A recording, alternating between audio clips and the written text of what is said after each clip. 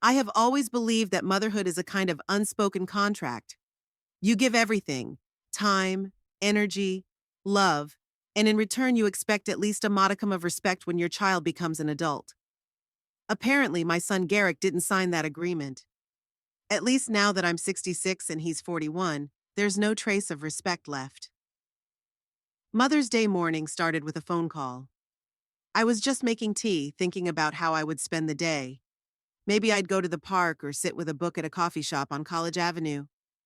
My plans for solitude were no longer sad. I'd gotten used to them over the years. Mom, Garrick's voice sounded unexpectedly cheerful. We've decided to throw a dinner party in your honor. Come by at 5. I froze with a teaspoon in my hand. In the last 3 years, it was the first time my son had called to suggest a meeting, rather than me begging to see my grandchildren. Thanks, sweetie. Can I get you anything? No, he paused. Bring your apple pie, though. Tamsin wanted to try your recipe. Sure, Tamsin. His wife, who in 11 years of marriage had never once bothered to ask for the recipe, even though she'd raved about my baked goods at every family gathering. But I swallowed the comment. I didn't want to ruin a rare moment. By 4, the pie was ready, and I changed into a blue floral print dress, not too dressy, but festive. I spritzed my wrists with the perfume Garrick had once given me for my 50th birthday. He'd still been my boy then, before he'd married Tamsin Weatherby, daughter of the owner of a local construction business. My son's house was in a newer neighborhood in Fort Collins, among the same 2-story cottages with perfect lawns. My apartment in the old part of town could fit in their living room. I fixed my hair in front of the hallway mirror and rang the doorbell, holding the pie like a shield in front of me. The door swung open, revealing not my son or daughter-in-law, but a strange woman with a glass of wine. Oh, you must be Garrick's mom. Come in, everyone's here. Everyone? I walked into the large living room and stopped, stunned by the hum of voices. At least 15 people filled the space, most of them Garrick's coworkers and Tamsin's friends whom I'd seen glimpses of at their wedding. None of my friends, none of the people who knew me before I was just Garrick's mom. Mom!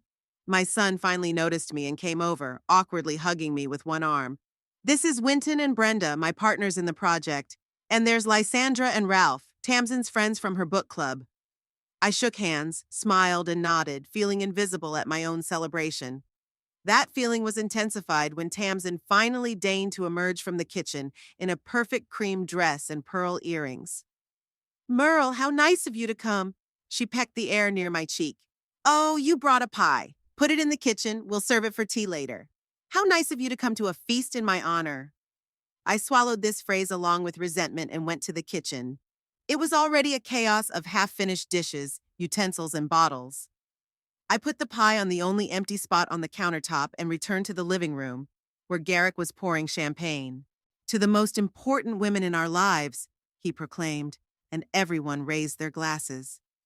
I almost believed that something about this evening was really about me, until he continued, to my delightful wife Tamsin, who created our cozy home and gave me 2 wonderful children, and of course to my mom who, he stammered, as if remembering what to say about me, always supported me.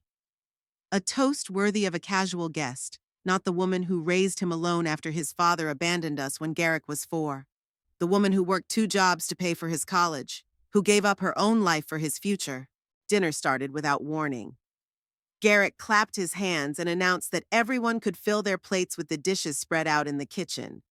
It was a buffet, and I suddenly realized that I was going to have to put my own food on a paper plate, like at an office party, instead of sitting at the head of the table like the lady of the party.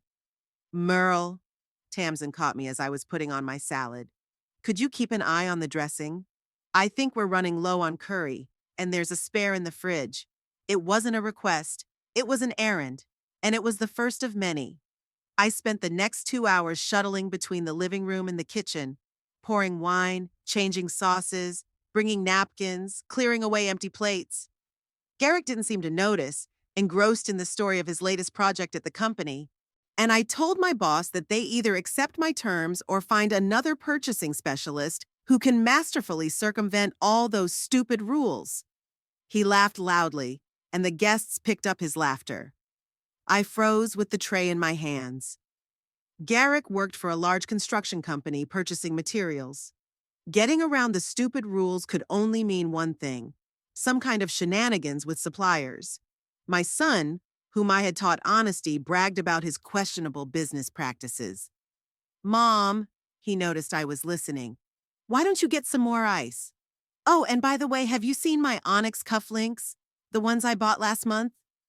No, Garrick. I gripped the tray tighter. How could I have seen them if you hadn't invited me to your house in over 3 months? An awkward pause hung in the air. Garrick pressed his lips together. Mom, please don't start, he said quietly, but with a tone like I was a cranky kid making a scene in the supermarket. We were all busy. Sure. I turned away and headed for the kitchen. There I found a mountain of unwashed dishes left over from cooking all those gourmet meals. Crystal glasses, porcelain dishes, pots with dried-on food residue. The dishwasher was already full but not on. I rolled up my sleeves and turned on the water. I needed something to keep my hands busy without telling my son everything I'd accumulated over the years. The clock on the microwave read 9 p.m. when Tamsin peeked into the kitchen. Oh, Merle, are you doing the dishes? How nice of you. She smiled, showing off her flawless teeth. Garrick was just about to show everyone the pictures from our last trip to Aspen. Would you like to join us? Watch my son, who'd never once invited me on any of his trips, brag about his vacation to people who didn't give a damn about me? No, thank you. I'll finish up here, I replied, wiping my hands on a kitchen towel. There's still a lot of dishes to do. Suit yourself? Tamsin shrugged. By the way, when you're done with the pots, could you wipe down the countertops? They're all stained with gravy. Without waiting for an answer, she dashed out of the kitchen, leaving me alone with a sink full of dirty dishes and a growing lump of resentment in my throat. As I washed the dishes, laughter and exclamations came from the living room. Stories about Aspen's ski slopes changed to a discussion of plans for the summer, a Mediterranean cruise that Garrick and Tamsin were planning with friends. Then the conversation turned to the children, my grandchildren, 10-year-old twins Liam and Aurora, who were now spending the night at Tamsin's parents' house. I learned about them too, mostly from occasional photos on social media.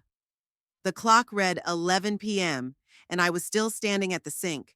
My hands were red from the hot water and detergent, my back was aching, and the humiliation had turned into a dull, throbbing pain somewhere under my ribs.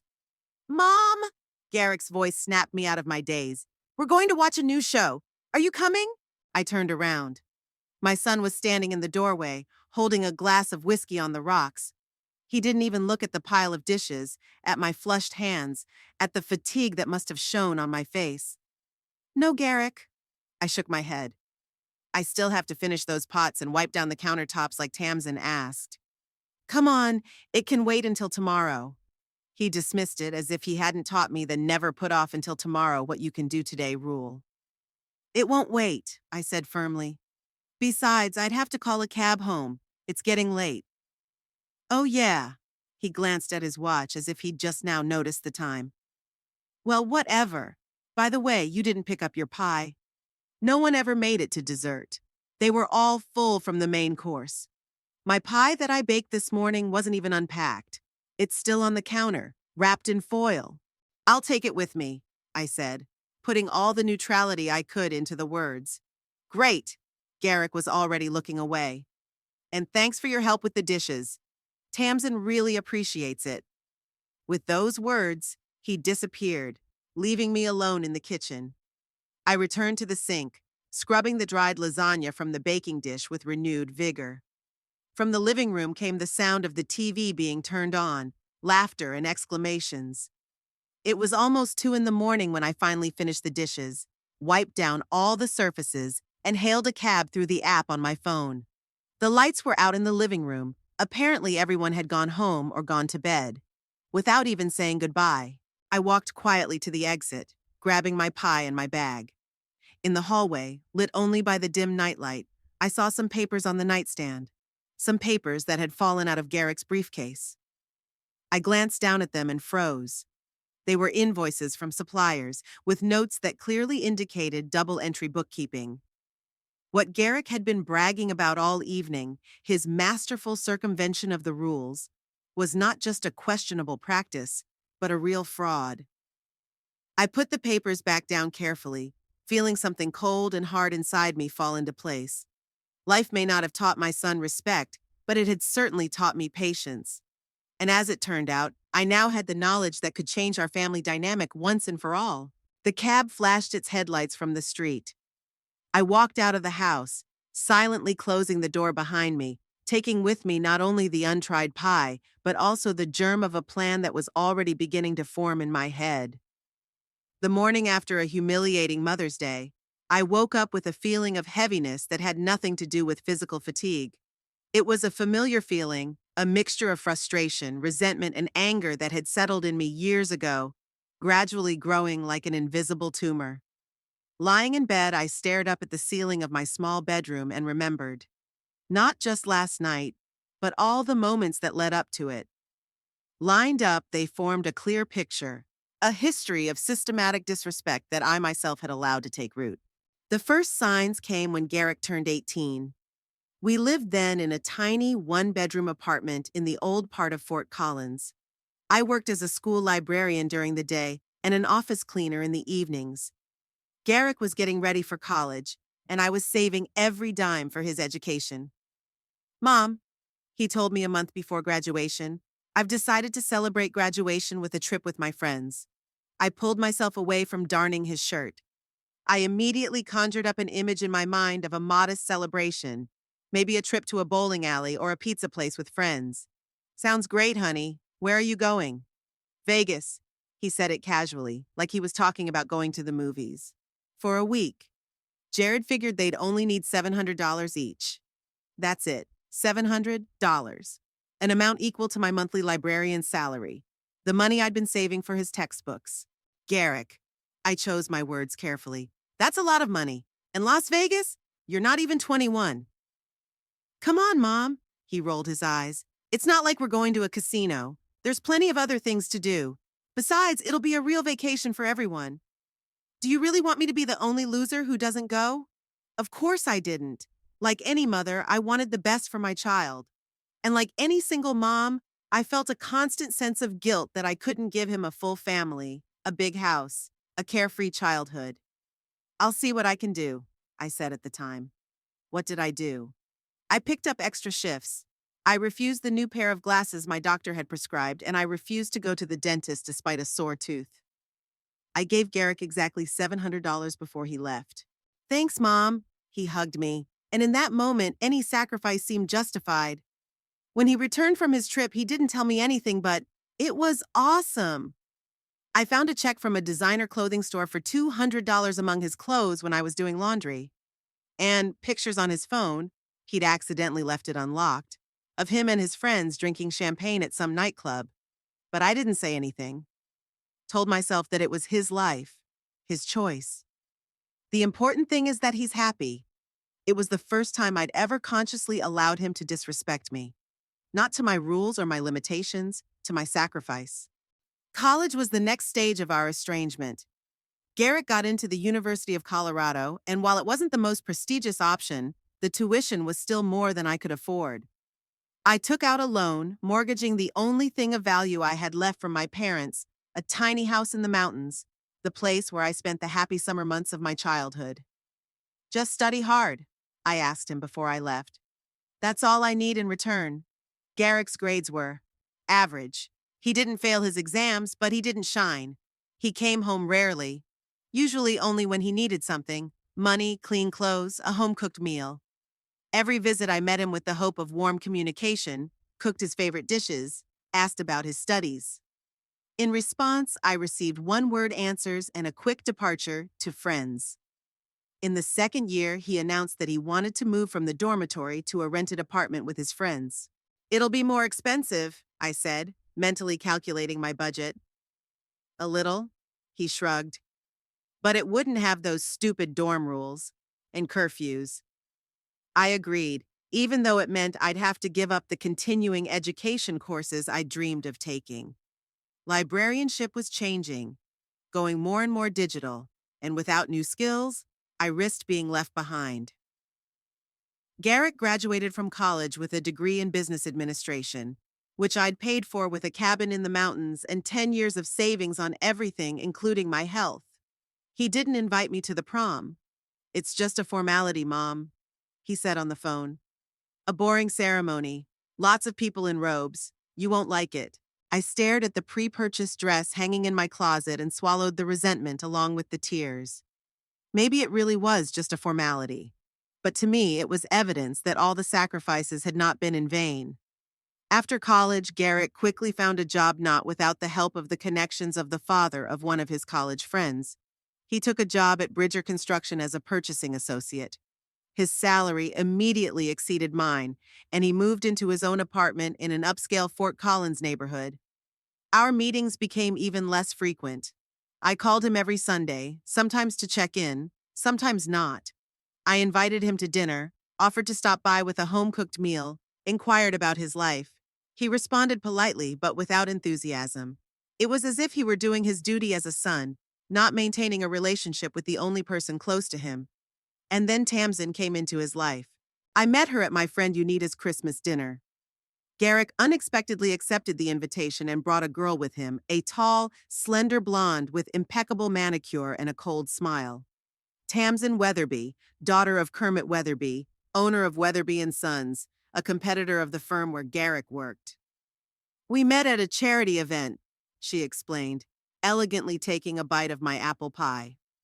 Garrick had told me so many interesting things about Bridger Construction that I couldn't help but be interested. I noticed the way Garrick tensed at those words, and I knew right away that their relationship had begun with an exchange of information. Tamsin had used it to learn about her father's competitors. Perhaps that had originally been her sole purpose. But something had changed. Perhaps Garrick had turned out to be more charming than she'd expected. Or, more likely, she saw potential in him. An ambitious young man willing to do anything to advance his career. 3 months later, they announced their engagement. Another 6 months later, the wedding took place. A lavish ceremony at a country club, organized and paid for by Tamsin's parents. I got the role of silent bystander. Tamsin had picked out a dress for me, dark blue, modest, almost invisible. She sat me at the far table, along with some distant relatives of her family. The only toast I was allowed to make had been edited by her the day before. "Too much sentimentality, Merle. The guests won't understand it." After the wedding, their relationship with Garrick strengthened in a strange way. It was as if they had made a deal. She provided him with social connections and status, he with her rules and ambitions. There was no place for me in that union. For the first few years of their marriage, I tried to maintain some connection with my son. I called, offered to help with the house with the future children. Garrick answered less and less, shorter and shorter. Tamsin took the initiative. "Merle, thanks for the offer, but we already have an interior designer." "Merle, we hired the best nanny in town, don't worry." When the twins, Liam and Aurora, were born, I thought I could finally regain intimacy with my son. That being a grandmother would restore my place in their family. I was wrong. "Mom, we appreciate your desire to help," Garrick told me when the twins were 3 months old. "But right now, we need space to adjust our rhythm with the kids." Space. There was already so much space between us, enough space for an entire galaxy. I tried to be an understanding grandmother. I brought gifts, didn't impose, waited for invitations. They didn't come often. On the kids' birthdays, sometimes Christmas. I watched my grandchildren grow up through photos on social media. How they learn to walk, to talk, how they go to kindergarten and then school. The final straw happened 2 years before that humbling Mother's Day. Liam and Aurora turned 8, and I got them bikes, blue and pink, with bells and baskets. Spent almost my entire quarterly bonus on them. Took a cab to Garrick's house, rang the doorbell with excitement and hope. Tamsin opened the door. She gave the bicycles a cold look. "Oh, Merle," she said, as if she had just remembered my name. "This is very unexpected. I thought the kids would enjoy riding in the park." I smiled, imagining their happy faces. "Can I see them?" "Actually, they're busy with their math tutor right now." Tamsin looked at her watch. "And then they have music lessons. Maybe some other time?" "Sure," I nodded, swallowing my disappointment. "Then I'll just leave the bikes here." "About that," she frowned slightly. "I'm afraid we'll have to pass. The kids already have bikes. professional, carbon fiber. Garrick's dad got them for their last birthday. Garrick's dad. The man who abandoned us when our son was 4, who paid no child support, took no interest in his life, who only showed up when Garrick was a successful grown man. And now he was giving my grandchildren professional bicycles, and my gifts were being rejected. I see, I stood with my hands down, not knowing what to do with those 2 brightly colored bicycles in the middle of their perfect front lawn. Perhaps you could donate them to some charity? Tamsin suggested with fake concern. Or just return them to the store? I'm sure you could use the money. At that moment, Garrick appeared in the hallway behind her. He saw me, saw the bikes, and something akin to shame flashed across his face, but it quickly disappeared, replaced by a mask of polite indifference. Mom? He came to the door. What's wrong? Your mom brought the kids' bikes, Tamsin explained with slight irritation. I was just telling her that they already had much better ones from your dad. Garrick shifted his gaze from me to the bikes and back again. I waited for him to say something that the kids could have different bikes, that it was a great gift, that it would be nice for them to get something from their grandmother. Instead, he said, Yeah, I guess you'd better give them back, Mom. You know we don't have a lot of room to store things like that. Not much room. In their 2-story house with a 3-car garage and a basement. I took the bikes back. I didn't return them to the store. I gave them to the kids at the shelter where I sometimes helped with the library. Their happy faces made up for the pain of rejection. But something in me broke that day. Something I'd carefully maintained all these years. The belief that deep down Garrick was still the boy I'd raised. That somewhere beneath the layers of ambition, materialism, and Tamsin's influence lived my son. Kind, caring, grateful. After that incident, I stopped calling every Sunday. I stopped offering my help, imposing with gifts and visits. I didn't end the relationship, just retreated, resigned to the fact that in Garrick's life I was now an extra needed to maintain the semblance of a normal family. And yet, when I'd gotten the invitation to Mother's Day, I'd let hope sprout again. A foolish, naive hope that age or parenthood had finally awakened in him a realization of the value of family, the value of a mother who had given him everything. As I lay in bed the day after that humiliating evening, I replayed all those moments in my mind. All the times I swallowed resentment, made excuses for him, took disrespect for granted. All the times I put his needs, his comfort, his life above my own. And something inside of me, something that had long slept under layers of maternal love and self-sacrifice, finally woke up and said, Enough. Enough of being a shadow in my own son's life. No more putting up with humiliation for crumbs of attention. No more sacrificing my dignity for a man who doesn't appreciate it. I got out of bed and walked to the window. The sun had already risen over the rooftops of Fort Collins, promising a hot May day. My gaze fell to the nightstand where my cell phone lay. I picked it up and opened my contacts. My finger hovered over Garrick's name. No, I thought. Not today. Not with apologies, not with requests, not with reminders of my love. Today I was starting a new chapter. A chapter where respect is not something that is asked for, but something that is demanded. Change starts small. A subtle shift in consciousness, a quiet decision made at dawn. I woke up the day after my memories with crystal clarity in my head. The decision had already been made. Now a plan was required. Over a cup of strong tea, I opened my laptop and began my research. 30 years as a school librarian had taught me one thing: information is power. Those who know how to search for it and organize it always have an advantage.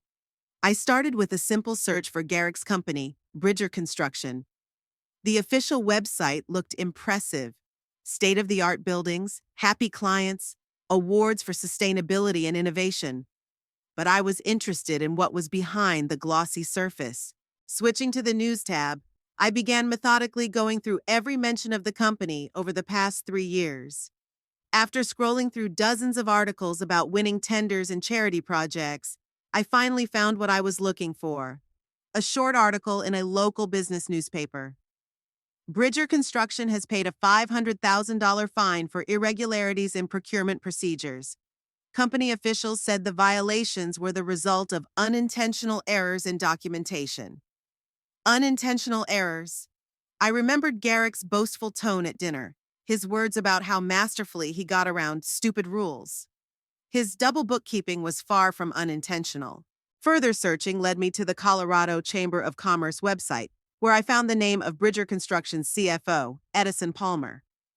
I also found out that the company was preparing to bid on a major state bid for the construction of a new wing of University Hospital, a project worth tens of millions of dollars.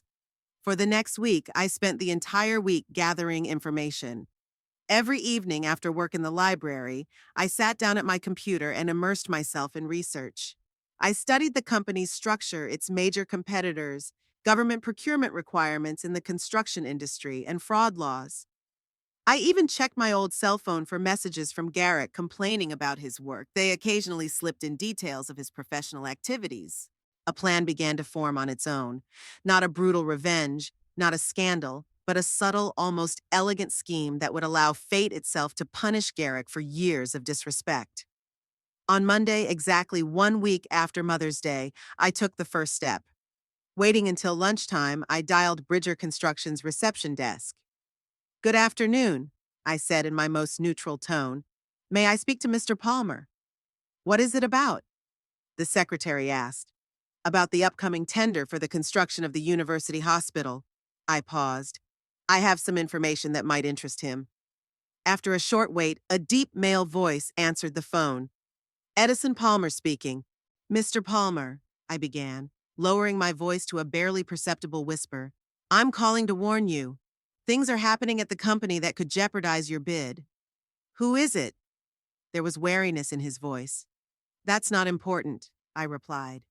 "What is important is that some people in the purchasing department are doing double accounting, overcharging suppliers and pocketing the difference. If it comes out during the audit for the tender—" "Where did you get this information?" he interrupted. "I have access to certain documents," I replied evasively. "I just want the company to avoid a scandal. Check the invoices for the last quarter, especially the metalwork and finishes." Before he could ask any more questions, I ended the call. The seed of doubt had been planted.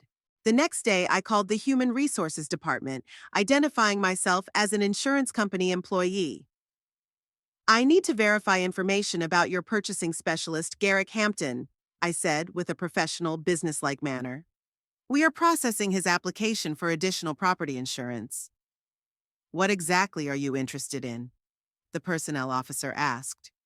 "His current position and length of service with the company. I'd also like to know if he's ever been disciplined, which affects our risk assessment." The woman on the other end of the line reluctantly confirmed that Garrick had been a senior procurement specialist for 8 years and that there were no disciplinary actions on his record. But I'd already gotten what I wanted: the name of the person I was talking to. Marla Radford, head of human resources. The third call I made was to internal audit, identifying myself as a concerned vendor. "I would like to report irregularities in purchasing procedures," I said in a shaky voice. "One of your managers is demanding that we invoice higher amounts than we actually do, with the condition that we pay the difference back in cash." "Can you tell me the name of this employee?" the auditor asked. "I'm afraid not," I pretended to be frightened. "I fear for my business. But if you check the last quarter's metal purchases, especially from Nebraska suppliers, you'll see anomalies in the prices." After each call, I paused for a few days. I didn't want to give the impression of a coordinated attack, just a series of unrelated but disturbing signals. At the same time, I took the next step, organizing an information leak. To do that, I needed access to the documents I'd seen at Garrick's house on Mother's Day. It was impossible to get them directly, but I could act indirectly. On Thursday, I called Garrick on his cell phone. "Garrick, honey?" I tried to make my voice sound normal. "I wanted to apologize for leaving so early on Sunday. I didn't even get to say goodbye to you and Tamsin." "It's okay, Mom." I could hear the slight surprise in his voice. "We understand that you're tired. I thought maybe we could have dinner together this week, just you and me, just like old times." There was a pause. I could practically hear him looking for a polite way to say no. "You know, I'm going through a very stressful time at work. This hospital tender, everyone's on edge." "I understand." I sighed with calculated sadness. Maybe I could just stop by your house. Bring some lunch or something?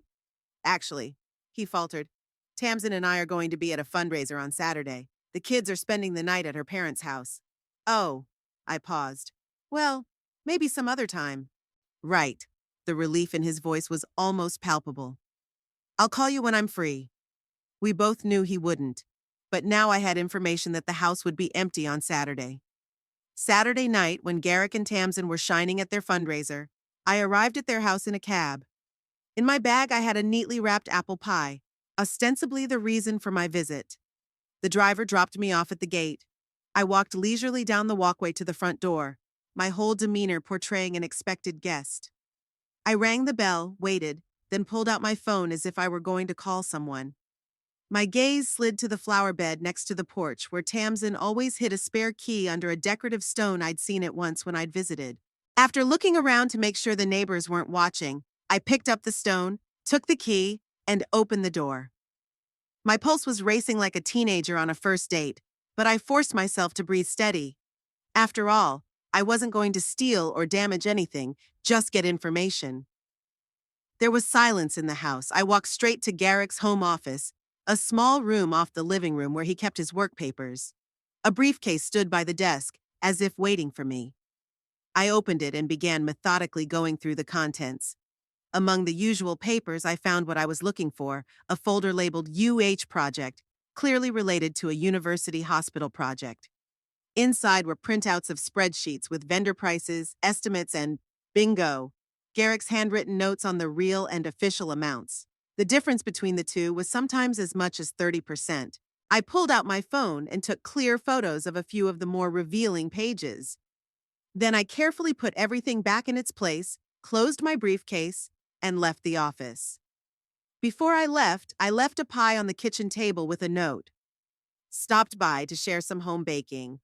Hope you had a good evening. Love, Mom. It was the perfect disguise.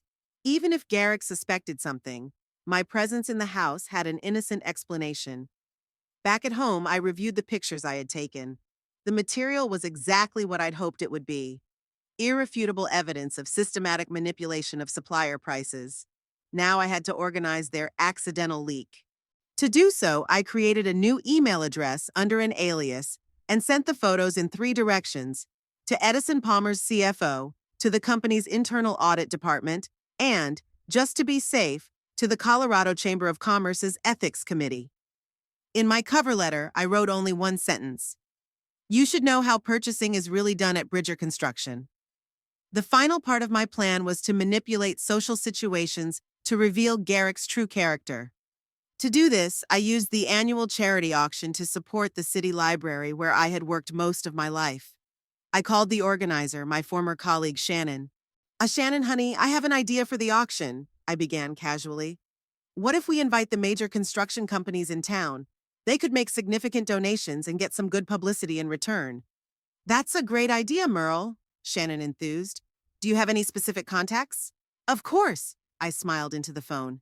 My son Garrick works for Bridger Construction. I can ask him to organize the company's participation. And also, maybe we should invite Weatherby and Sons to create a competitive spirit between the competitors? Shannon enthusiastically embraced the idea, and a few days later, formal invitations were sent to both companies. I knew Bridger couldn't refuse. It would be bad for their reputation, especially in the run-up to a government tender. And the presence of competitors ensured that Garrick would behave with extreme caution. On the day of the auction, I dressed with the utmost care: an elegant ivory dress, pearl earrings, neat hair. I wanted to look flawless so that no one would suspect me of any manipulation. Garrick appeared, accompanied by Tamsin and his boss, a burly middle-aged man with a fixed gaze. When my son saw me, he froze for a moment, then approached with a strained smile. Mom? I didn't know you'd be here. I've worked in the library for 30 years, Garrick. I smiled softly. Of course I support this auction. Will you introduce me to your coworker? He had no choice but to introduce me to his boss, Bertram Wells, the director of acquisitions. I acted genuinely excited to meet him. Mr. Wells, how nice to meet you. Garrick so rarely talks about his work. He only occasionally mentions how skillfully he gets around some complicated procurement rules. Garrick's face petrified and Wells's eyebrows rose. Procurement rules? He asked, staring at my son. Oh, I must have misunderstood, I smiled sweetly. I understand so little about business. But Garrick was always so resourceful. Even in school, he could find a way to get what he wanted without always following the rules. Tamsin laughed nervously, trying to lighten the mood. Merle is exaggerating, aren't you, dear? She put her hand on Garrick's elbow. My husband is a model of professional ethics. Of course he is, I said, my tone unchanged. It's just that maternal pride sometimes overshadows the precision of wording. Throughout the evening, I remained impeccably polite, but continued to create awkward moments. I mentioned to the Weatherby and Sons rep how Garrick admired their transparency policy. Innocently asked Bertram Wells what he thought of recent cases of corporate fraud in the construction industry. Involuntarily asked Tamsin if she was concerned about the impending audit of her husband's company, information I had sort of accidentally overheard from one of the guests. By the end of the evening, Garrick looked tense as a string. Tamsin could barely contain her irritation, and I felt a strange, almost forgotten satisfaction, as if I had regained the control I'd lost years ago. As I said goodbye, I hugged my son tightly. It was so nice spending time with you, honey, I said loud enough for everyone to hear. I'm so proud of you and all you've accomplished. I hope this unpleasant audit situation gets resolved soon. Garrick pulled away, looking at me suspiciously. What situation are you talking about? Oh, I faked embarrassment. I may have misunderstood. I just heard it out of the corner of my ear. Never mind, darling, I'm sure everything will be fine. The next day, I sent Harry a message. It was so nice to see you yesterday. I hope I didn't embarrass you too much with my chatter. Mothers can be so awkward sometimes. Hugs, Mom. He didn't answer. I didn't expect him to.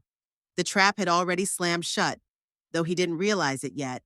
All the necessary steps had been taken. The evidence of his machinations had gotten to the people who would surely take action. His professional reputation was already bursting at the seams thanks to my strategic comments at the auction. Now, all I could do was wait, maintaining my image as a loving, albeit somewhat tactless, mother. I knew it wouldn't be long before Garrick's world began to crumble. And when it did, he would undoubtedly turn to the one person who had always come to his aid me. And that's when the real moment of truth will come. After the charity auction, it was a week of silence. I returned to my normal life. I worked at the library, watered the geraniums on the windowsill, read Agatha Christie's detectives in the evenings. But inside me, there was a tense expectation. I knew that the mechanism had been set in motion, the gears were turning, and very soon the trap I had so carefully prepared would be triggered. On Wednesday, during my lunch break, I was browsing through the local business newspaper when I came across a small article in the corporate news section. Bridger Construction has launched an internal review of its procurement procedures following an anonymous tip about possible irregularities.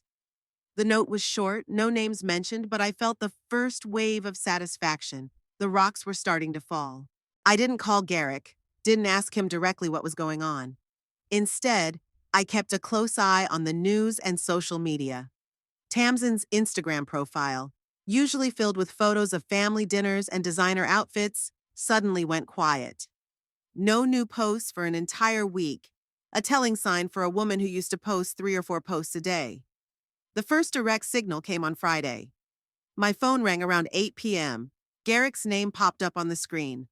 I let the call ring 3 times before answering. No need to show excessive impatience.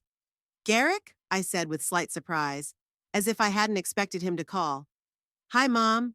His voice sounded tense. How are you? I'm good, thanks. I'm a little tired after work, but I'm okay. And you? There was a pause, then a heavy sigh. Not great, to be honest. It's been a nightmare at work. Someone sent the management photos of internal documents, and now there's a full-scale audit going on. Oh, God. I tried to put genuine concern in my voice. What kind of documents? Does this have anything to do with you? The entire purchasing department, he answered evasively. Our entire department has been suspended while the investigation is ongoing. It's some kind of misunderstanding, but it looks unpleasant. Suspended? You mean you're not working right now? I deliberately emphasized that point. Temporarily, Mom, temporarily. He sounded annoyed. It's standard procedure. As soon as everything is cleared up, we'll be reinstated. Of course, honey, I agreed softly. I'm sure it'll all work out. You've always followed the rules, haven't you? There was another pause, a longer one. Mom, Look, in business, sometimes you have to compromise. Everybody does. It doesn't mean I broke the law. Of course, darling, I said calmly. I believe you did the right thing. Is there anything I can do to help? No, I just, wanted to make sure you were okay. He finished lamely. I gotta go. Tamsin's waiting. I'll talk to you later. He hung up without telling me the real reason for the call. But I already knew it. He was looking for emotional support, grounding, confirmation that something in his life was stable while everything else was falling apart. Exactly 3 days after our conversation, another article appeared in the business newspaper, this time more detailed. Bridger Construction has withdrawn its bid for the construction of a new wing of the university hospital. According to unofficial information, this is due to an internal investigation into violations in procurement procedures. Representatives of the company declined to comment. The refusal to participate in the multi-million-dollar tender was a serious step. It meant that management had found evidence of irregularities and was trying to minimize the damage by avoiding closer scrutiny from government agencies. And for Garrick, it meant that his position was becoming increasingly precarious. I received unexpected confirmation of this on the evening of the same day.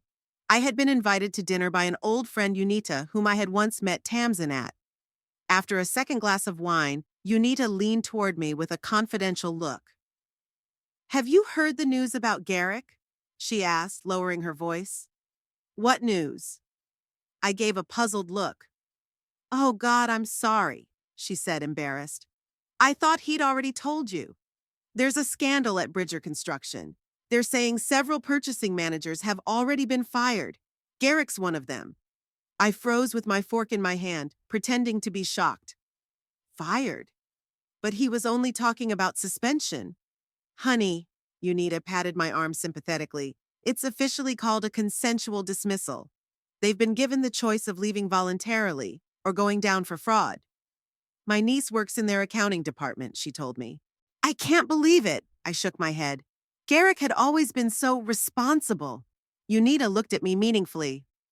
Honey, we all know that Tamsin's used to a certain standard of living, and their house, their cars, their children's private schools. It all costs money. More than you can make an honest day's work at this job. I didn't argue. I just nodded and changed the subject. But there was a cold satisfaction spreading inside me. The second stone had fallen. Garrick had lost his job. And judging by the fact that he'd been slow to tell me, his pride had been hurt as much as his financial situation. For the next 2 weeks, I watched the situation unfold from afar. Garrick didn't call. Tamsin resumed posting on Instagram, but now it wasn't pictures of family dinners, but motivational quotes about overcoming adversity and finding strength in adversity.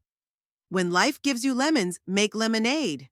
Read the caption under a photo of a perfectly set table on their patio. Not a word about her husband's job or family problems, just a facade of prosperity, behind which a storm was clearly lurking. The information about Garrick's financial problems came from an unexpected source. I'd been to the dentist, the same dentist I'd refused to see years ago to pay for my son's trip to Las Vegas. Dr. Ostwald had treated not only me, but many people in our neighborhood, including Garrick's neighbors. How is your son doing, Mrs. Hampton? He asked after he finished examining my teeth. I hear he's having some difficulties. Difficulties? I was tentatively probing the ground. You see, my wife is on the committee of the local country club. I'm embarrassed to say this, but it seems your son owes several months' worth of dues. They had to suspend his membership. That's how. I kept a neutral expression on my face. I didn't know. We don't often discuss these things. Of course we do, Dr. Ostwald agreed hastily. I just thought you should know, especially considering the rumors about the house for sale. That news came as a surprise to me. A house for sale? Things were moving faster than I had anticipated. The very next day, I checked real estate websites and indeed found pictures of their house. A spacious family mansion in a prestigious neighborhood. It was priced clearly below market. They were in a hurry to sell. I decided it was time for the next step. I texted Garrick. Honey, I haven't heard from you in a while. Is everything all right? Why don't you come over for tea this weekend? I'll bake your favorite cake. The reply didn't come until 2 days later. Sorry, Mom, very busy. Maybe next time. No explanation, no details, but I wasn't expecting candor. Just a reminder of my existence, that I'm still here, still willing to help. The news that Garrick's financial problems had become critical came a week later. I happened to run into Lisa Frost, the mother of Aurora's classmate, at the supermarket. Merle! She exclaimed, clearly delighted to see me. I'm so glad I ran into you. I wanted to call, but I wasn't sure if it was appropriate. What's the matter, Lisa? I feigned concern. It's about Aurora and Liam. She lowered her voice. They don't go to private school anymore. They transferred to public school last week, quite suddenly. Aurora was so upset she was crying on my Sarah's shoulder, saying something about her father losing his job and they couldn't afford the old school anymore. I covered my mouth with my hand. Oh my God, those poor kids. Garrick hadn't said anything to me. I'm sorry if I'm prying. Lisa looked genuinely concerned. I just thought you should know. It's not easy for the kids right now. I thanked her for the information and hurried home, thinking about what I'd heard. Transferring kids from a prestigious private school to a regular school was a big step, especially for Tamsin, who had always attached great importance to status and the trappings of success. It meant that their financial situation had become truly desperate. Confirmation of this came 3 days later. I received a strange call from an unfamiliar number. A male voice identified himself as an employee of a collection agency. We are looking for Mr. Garrick Hampton regarding an auto loan debt, the man said dryly. According to our records, you are his mother. Could you please give us his current address? I'm afraid I can't help you, I replied cautiously. We haven't been in touch much lately. What happened to his previous address? The house is for sale, but Mr. Hampton no longer lives there. His cell phone's been disconnected. If you contact him, please tell him the bank is initiating foreclosure proceedings. After that call, I started following social media even more closely. Tamsin's profile was suddenly private. All the motivational quotes were gone, replaced by a complete lack of activity. Garrick's LinkedIn professional networking page had been updated to include the vague purchasing consultant, with no company listed. I waited another week before taking the next step. I texted Garrick. Honey, I heard about some changes in your life. I'm sorry to hear that. If you need help, any help, please let me know. I'm always here for you. There was no reply, but I knew he had read the message. I knew that every word was imprinted in his mind, and that sooner or later, pride would give way to despair. It was exactly 1 month after the charity auction. The call came late one night as I was getting ready for bed, an unfamiliar number. I answered with a little concern. Hello? Mom. Garrick's voice sounded hoarse, as if he hadn't spoken in a while. I'm sorry to call you so late. I need to talk to you. Of course, darling. I sat down on the edge of the bed. What's wrong? Everything went wrong, he stammered. Tamsin left, took the kids and went to her parents' house. Said she didn't sign up for a life with a loser. I let the silence hang for a few seconds before I answered. I'm so sorry, Garrick. This must be hard for you. You have no idea how much. He sounded desperate. I've lost everything, Mom. My job, my reputation, my house, my car. Now I've lost my family. Yet, I don't know what to do. Where are you now? I asked, even though I already knew the answer. A motel on the edge of town, a cheap one. It's all I can afford after the bank froze my accounts. Have you eaten today? Pause. No. All I've had for 2 days is coffee and chips from the vending machine. I could bring you some food, I offered. Right away. Thank you, but, he took a deep breath. It's not just food, Mom. I'm broke. I can't even pay for this lousy motel. I'm going to be evicted in 3 days. I understand. I was deliberately slow to offer financial help. What are you planning on doing? I don't know. I could hear the desperation in his voice. No one wants to hire me. My reputation is ruined. My credit history is ruined. Tamsin took everything that could be taken, and her father. He made sure no construction company in the state would even consider my resume. What about your friends? I asked cautiously. Colleagues? Maybe one of them could help? Bitter laughter on the other end of the line. What friends, Mom? Do you think I have any friends left? They all disappeared the moment I lost my job. They won't even pick up the phone. I let the silence linger, giving him a chance to say what needed to be said. Mom, he finally said, and his voice sounded broken, almost childlike. I have nowhere to go. Nowhere at all.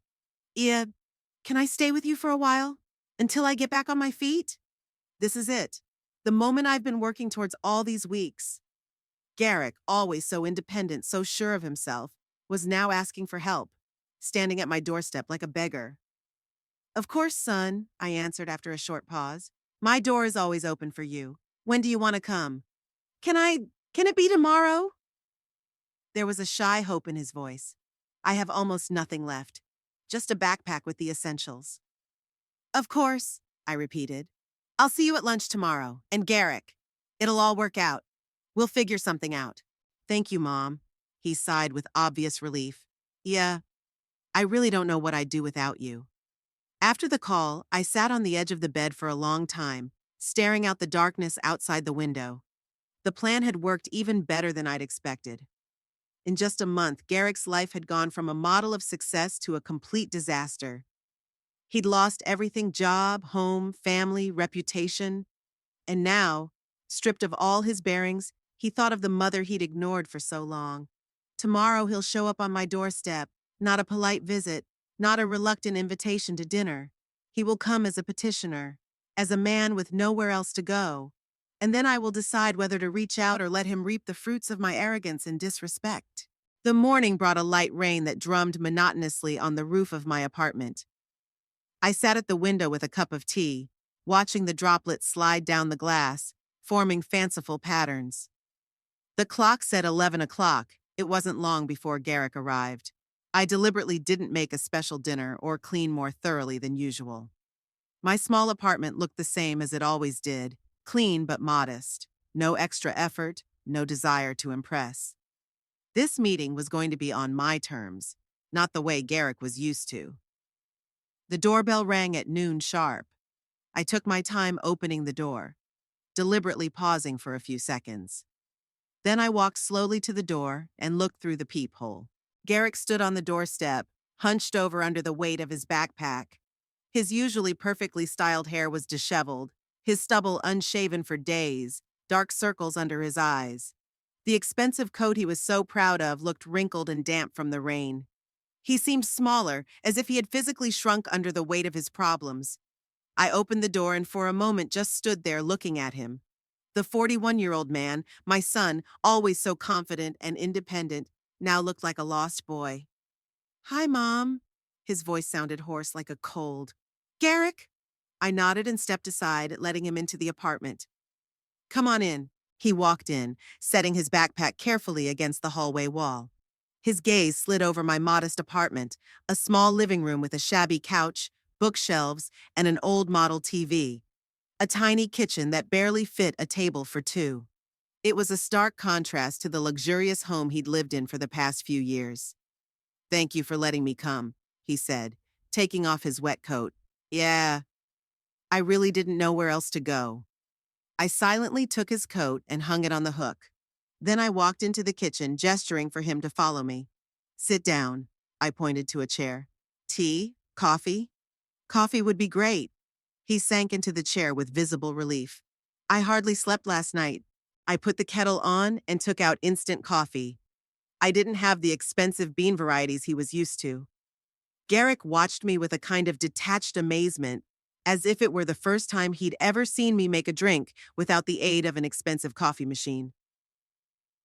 Tell me more about what happened, I suggested, setting the cup of steaming coffee in front of him. Garrick wrapped both hands around the cup as if trying to keep warm. Everything fell apart, Mom, he began quietly. First, that company audit. Someone leaked information about some unorthodox practices in the purchasing department. Some documents, pictures. I still don't understand how it happened. He looked up at me. I was fired. Not just fired, blacklisted. No one in the industry would hire me now. I nodded silently, letting him continue. Then the money problems started. Mortgage, car loans, school for the kids, club membership dues, all cost a lot of money. Without a paycheck, I couldn't maintain that standard of living. The bank started calling, demanding payments. He ran his hand over his face. And Tamsin, she just couldn't take it. Said this wasn't why she married me, that her parents warned her I was the wrong bird. The bitterness in his voice was almost palpable. I looked at him, his slumped shoulders, his trembling hands clutching the cup, and a strange feeling blossomed inside me. Not gloating, no, more like contentment, quiet and deep, like an underground river. The kind of feeling one feels when one sees justice done. I've tried to find another job, Garrick went on, but who would take a man with a reputation for fraud? Especially after Father Tamsin made sure that everyone in the construction business knew my story. I even tried to get a job as a salesman at an electronics store, but they turned me down there too after a background check.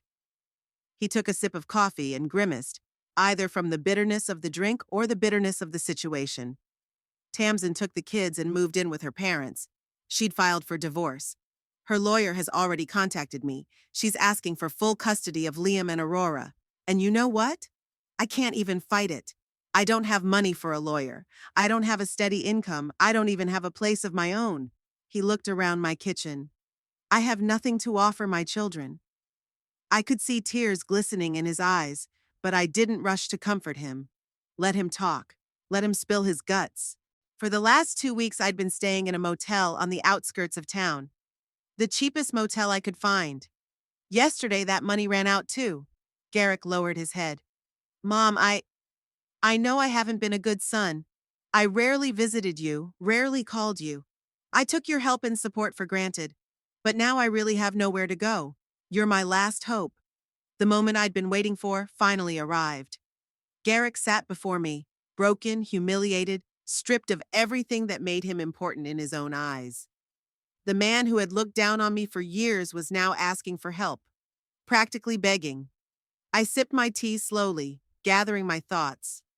Garrick waited, looking at me tensely. You know, Garrick, I finally said, there was a book about family relationships in the library where I worked. It said that a family is more than just blood ties. It's a system of mutual respect and support. Are you sure you and I have been a family all this time? He blinked, clearly not expecting such a question. Of course, Mom. You're my mother. I'm your son. What else could we be? Biologically, yes, I nodded. But what about everything else? When was the last time you took an interest in my life? My problems? My joys? When was the last time you called just to ask how I was doing, not because you needed something? Garrick lowered his gaze. Yeah, I've been busy. Work, family. We're all busy, Garrick, I interrupted him gently. But we make time for the people who really matter to us. I set my cup down and looked him straight in the eye. On Mother's Day, you invited me into your house. For the first time in a long time. I was so excited, so looking forward to a warm welcome. And what did I get? A night where I was practically invisible among your coworkers and friends, where they made me do the dishes until 2 o'clock in the morning while everyone else was having fun. Mom, He hesitated. I didn't make you do the dishes. You volunteered to help. Did I? I raised an eyebrow. Did I have a choice? Did you or Tamsin ever ask me to join your company? Notice that I'd been in the kitchen all night? Thanked me for my help? Garrick was silent, and that silence was more eloquent than any words. I've been your mother for 37 years, Garrick. 37 years of sacrificing everything for you. My time, my health, my personal life. I worked 2 jobs so you could get an education. I'd given up new clothes, dental work, the glasses the doctor prescribed for me, all so you could go to Las Vegas with your friends or buy a new suit. I watched the realization reflect on his face, slow, painful. And how did you repay those sacrifices? The occasional holiday phone call. Formal invitations to family events where I was seated at the far table like a distant relative?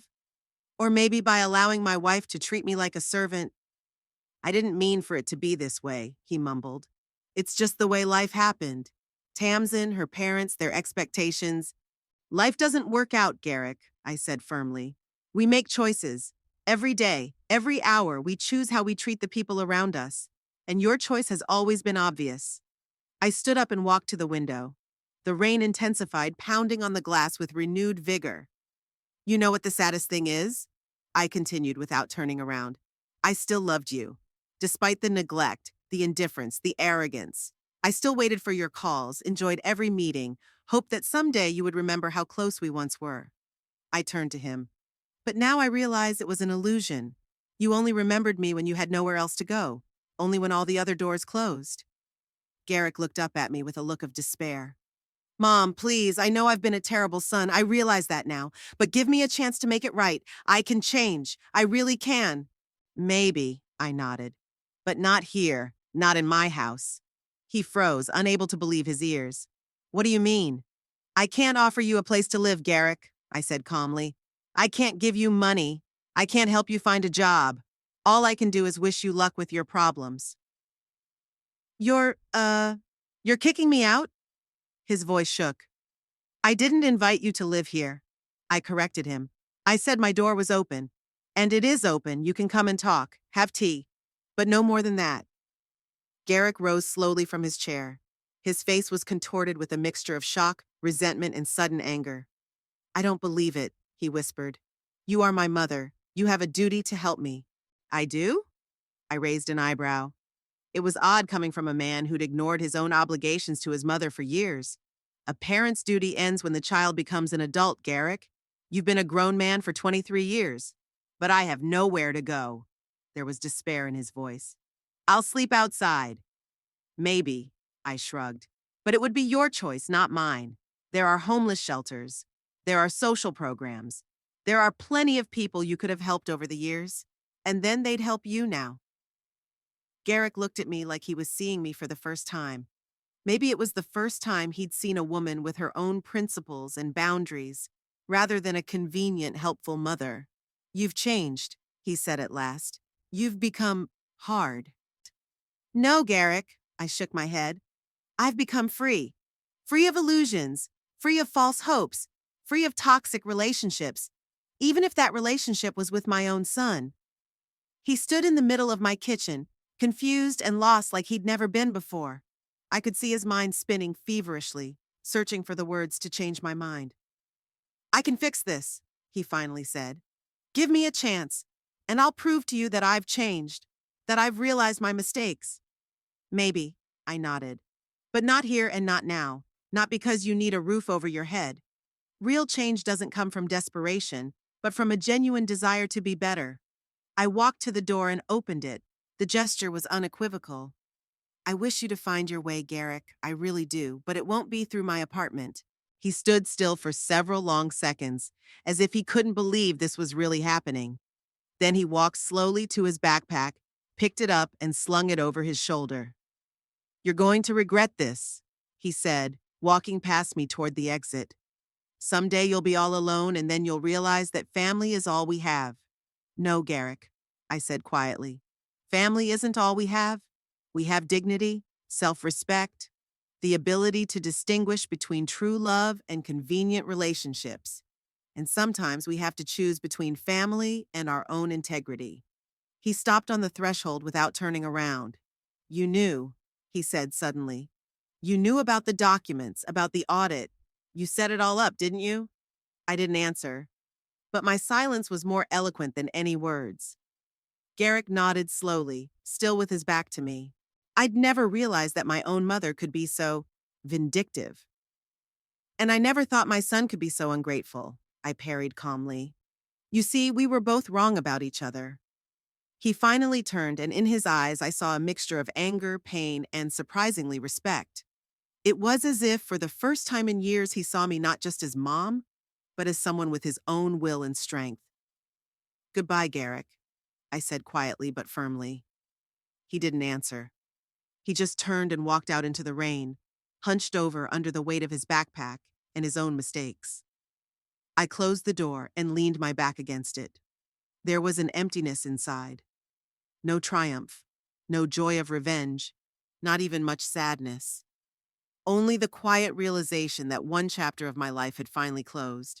Over the next few days, I thought often about the nature of family bonds, about what makes a relationship real and not just formal, about how easily we accept toxicity in the guise of familial obligation, how we allow ourselves to tolerate disrespect, neglect, even outright exploitation, just because it's family. I reflected on mothers and sons, on responsibility and freedom, on the boundaries of love, about how even the deepest feelings can be distorted by years of bad decisions. Perhaps in another universe, Garrick would be a different person. Perhaps in another reality, I would have let him stay, given him another chance. But in this life, in this reality, I chose me, my dignity, my freedom. A week after Garrick left, I tendered my resignation from the library where I'd worked for 3 decades. My coworkers were surprised. Retirement was still a few years away. But I felt it was time for a change. One weekend, I bought a bus ticket to Santa Fe, a city I'd always wanted to visit but had never found the time. I packed a small suitcase, locked up my apartment, and hit the road, leaving no new address for my son or former coworkers. Sitting at the window of the bus, looking out at the passing scenery, I felt a strange sense of lightness. It was as if the heavy weight I had been carrying for years had suddenly disappeared.